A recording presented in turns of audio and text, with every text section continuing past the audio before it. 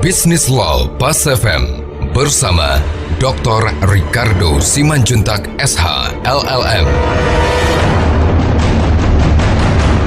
Mitra bisnis, pembicaraan kita hari ini adalah tentang merger dan akuisisi. Pemerintah kan juga tidak mengatakan bahwa untuk Anda bisa hidup, Anda harus berkolaborasi dengan asing, enggak. Tapi dia hanya mengatakan bahwa jika Anda ingin mempunyai perusahaan yang sehat, kalau asuransi RBC-nya segini, ya kan? Kalau bank, ya CAR-nya segini. Gitu, dan rasio permodalannya segini gitu. Nah, itu tinggal dia berikan kesempatan apakah Anda bisa memenuhinya atau kalau tidak Anda gandeng yang lain.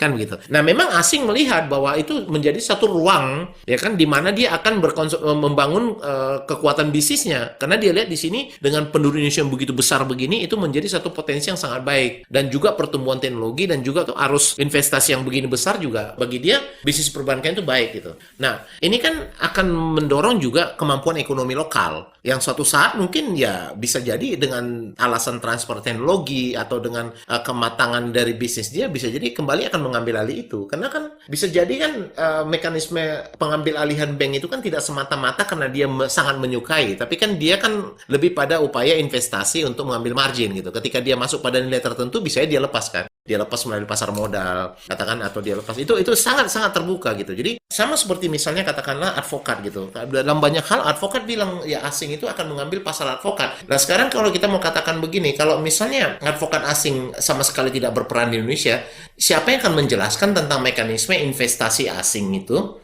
dalam bahasa hukum dari investor? Misalnya katakanlah konglomeratnya Filipina mau masuk ke Indonesia. Yang paling pertama dia tanya kan kok advokat Filipina, nggak mungkin ke kita. Iya kan? Misalnya contohnya, coba sebutkan misalnya, katakanlah Bank Mandiri. Mandiri kan juga dia punya lawyer lokal kan, ya kan? Nah, ketika Mandiri ingin katakanlah memperluas bisnisnya ke luar Indonesia, ya kan? Maka yang pertama sekali kan dia tanya kan lawyernya dia. Lalu kemudian lawyernya dia dan dia akan coba mencari lawyer lokal di sana yang jadi mitranya, begitu loh. Jadi dia akan menggunakan orang yang datang dengan katakanlah dengan bahasa yang sama dulu, gitu loh. Jadi makanya kita bilang bahwa undang-undang kita tidak melarang advokat asing di sini, tapi beraktivitas untuk hukum asing, bukan hukum Indonesia. Dia nggak boleh memberikan legal opinion terhadap ketentuan hukum tenaga kerja, nggak bisa. Nggak bisa. Dia hanya bisa menjelaskan tentang aspek dari hukum. Misalnya katakanlah investor Amerika gitu kan. Dia menjelaskan tentang hukum Amerika. Dia memberikan pandangan, lalu kemudian dia mencoba berdasarkan cara pandang itu, dia akan melakukan kerjasama dengan local lawyer di sini. Lalu local lawyer sini akan mencoba menerjemahkan itu dalam pandangan hukum Indonesia dan bagaimana hukum Indonesia melihat investasi dia. Maka si investor tadi masuk kan gitu. Nah, tentunya kan investor-investor asing juga kan butuh nama-nama besar. Dan dia kalau sudah biasa memegang nama besar di sana, tentunya seluruh dunia ini proses investasinya kan akan menggunakan itu. Nah kalau kita masuk di sini, nah itu juga akan mengangkat harkat local lawyer yang memang membuat local lawyer harus dia aware dengan persaingan itu dan dia menambah kualitas ilmunya dan membuat juga dia dibayar setara dengan mereka, gitu loh. Bagaimana kita bicara kita mau dibayar pakai dolar sementara nggak ada satupun yang katakan yang mempunyai dasar untuk dibayar pakai rate yang mahal gitu, bukan hanya dolar gitu, tapi rate yang baik gitu. Tentunya kan itu kan datang dari satu proses atau aktivitas yang internasional sudah terbangun. Jadi internasional itu pada satu sisi atau globalisasi pada satu sisi ya memang satu opportunity yang membangun kesempatan besar, walaupun di sisi lain dia merupakan satu potensi yang memberikan ancaman besar dengan begitu besarnya persaingan.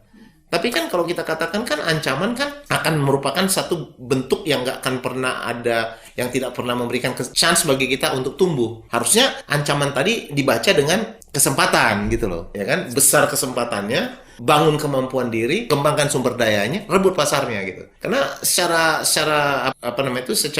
umum tidak ada perbedaan antara para profesional siapapun di seluruh dunia ini dengan kemampuan yang sama. Kalau misalnya semakin hari ini negara nggak ada batasnya. Misalnya contohnya kita larang lawyer asing ke Indonesia. Dia bisa kerja dari Singapura. Iya kan, dia terbang pagi-pagi, dia pelajari dokumen, dia buat legal opinion, dikirim. Ya, pakai internet, pakai apa, pakai Skype, pakai segala macam, udah nggak ada batas lagi. Iya kan? Jadi nggak bisa kita katakan bahwa dia nggak akan pernah kemari. Ya kan? Nah sekarang tergantung si local lawyernya memang mengembangkan dirinya cuma jadi pesuruh mereka, atau memang mengembangkan dirinya dengan kemampuan yang setara dengan mereka. Nah, ketika kemampuan kita setara, ya kita juga punya daya tawar yang juga lebih baik, ya kan? Ya namanya orang kalau bisa dia buat jadi boneka, dia akan buat jadi boneka gitu. Nah, sementara waktu kan memang kalau kita dilihat dari undang-undang advokat pasal 23 kan memang izin dari advokat asing berada di Indonesia itu kan tidak dalam konteks melakukan aktivitas dia, artinya mendirikan cabang atau membuat kantor, bukan. Tapi dia berada di Indonesia itu sebagai tenaga kerja dari local law firm atau sebagai advisor dari local law firm untuk foreign law, untuk hukum asing. Mitra bisnis, demikian bahasan kita pada hari ini. Saya Ricardo Simanjuntak untuk Bisnis Law Pas FM.